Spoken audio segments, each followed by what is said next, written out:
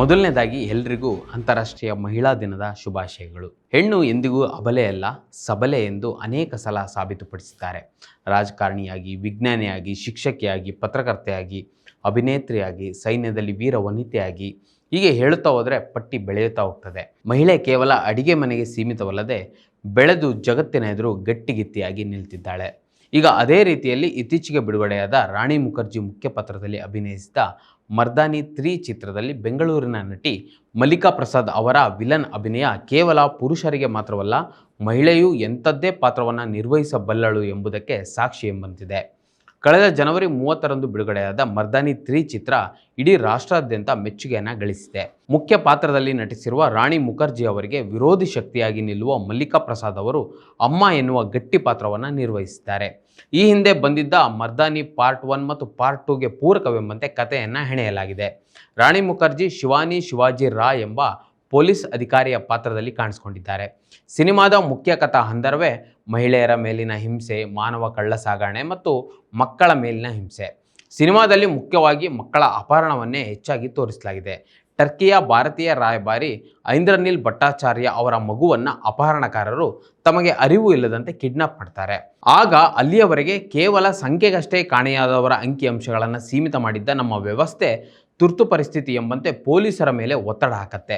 ಆಗ ರಾಣಿ ಮುಖರ್ಜಿ ತನಿಖೆಯ ಮುಂದಾಳತ್ವವನ್ನು ವಹಿಸಿಕೊಂಡು ಮಾನವ ಕಳ್ಳ ಸಾಗಣೆ ಜಾಲವನ್ನು ಭೇದಿಸ್ತಾರೆ. ಆಗ ಅವರಿಗೆ ತಿಳಿಯುವುದು ಇವೆಲ್ಲದರ ಹಿಂದೆ ಅಮ್ಮ ಅಂದರೆ ಮಲ್ಲಿಕಾ ಪ್ರಸಾದ್ ಅವರ ಕೈವಾಡವಿರುವುದು ಗೊತ್ತಾಗ್ತದೆ. ಇಂತಹ ಭದ್ರಕೋಟೆಯನ್ನು ಭೇದಿಸಿ ನಾಯಕಿ ರಾಣಿ ಮುಖರ್ಜಿ ಛಿದ್ರ ಮಾಡುವುದೇ ಚಿತ್ರದ ತಿರುಳು. ವೀಕ್ಷಕರೇ, ಈ ಸಿನಿಮಾದಲ್ಲಿ ವಿಲನ್ ಅಂದರೆ ಅಮ್ಮನ ಪಾತ್ರದಲ್ಲಿ ನಟಿಸಿರುವುದೇ ಈ ಮಲ್ಲಿಕಾ ಪ್ರಸಾದ್. ಮಲ್ಲಿಕಾ ಪ್ರಸಾದ್ ಅವರು ಚಿತ್ರರಂಗದಲ್ಲಿ ಅನೇಕ ವರ್ಷಗಳಿಂದ ದುಡಿದಿದ್ದಾರೆ. ಧಾರಾವಾಹಿಗಳಲ್ಲಿ, ಸಿನಿಮಾಗಳಲ್ಲಿ, ವೆಬ್ ಸೀರೀಸ್ಗಳಲ್ಲಿ ಅಭಿನಯಿಸಿ ತಮ್ಮದೇ ಆದ ಛಾಪನ್ನು ಮೂಡಿಸಿದ್ದಾರೆ. ತಾಯಿ, ಕುಟುಂಬದ ಹಿರಿಯ ಮಹಿಳೆ, ಅಧಿಕಾರಿ, ಹೀಗೆ ಯಾವುದೇ ಪಾತ್ರವನ್ನು ನೈಜವಾಗಿ ಅಭಿನಯಿಸುವ ಕಲೆ ಮಲ್ಲಿಕಾ ಪ್ರಸಾದ್ ಅವರದ್ದು. ಮಲ್ಲಿಕಾ ಪ್ರಸಾದ್ ಅವರು ಮೂಲತಃ ಬೆಂಗಳೂರಿನವರು.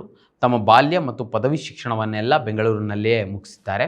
ನಂತರ ಲಂಡನ್ನಲ್ಲಿರುವ ಗೋಲ್ಡ್ ಸ್ಮಿತ್ ಯೂನಿವರ್ಸಿಟಿಯಲ್ಲಿ ಅಭಿನಯದಲ್ಲಿ ಸ್ನಾತಕೋತ್ತರ ಪದವಿಯನ್ನು ಹಾಗೂ ದೆಹಲಿಯ ನ್ಯಾಷನಲ್ ಸ್ಕೂಲ್ ಆಫ್ ಡ್ರಾಮಾದಲ್ಲಿ ನಟನೆಯಲ್ಲಿ ಪೋಸ್ಟ್ ಗ್ರಾಜ್ಯುಯೇಟ್ ಡಿಪ್ಲೊಮಾವನ್ನು ಪಡೆದಿದ್ದಾರೆ. 1999ರಲ್ಲಿ ಬಿಡುಗಡೆಯಾದ ಕಾನೂರು ಹೆಗ್ಗಡತಿ ಸಿನಿಮಾದ ಮೂಲಕ ಚಿತ್ರರಂಗಕ್ಕೆ ಕಾಲಿಟ್ಟ ಮಲ್ಲಿಕಾ ಪ್ರಸಾದ್ ಅವರು ಇಲ್ಲಿಯವರೆಗೂ ಹಿಂತಿರುಗಿ ನೋಡಿಲ್ಲ.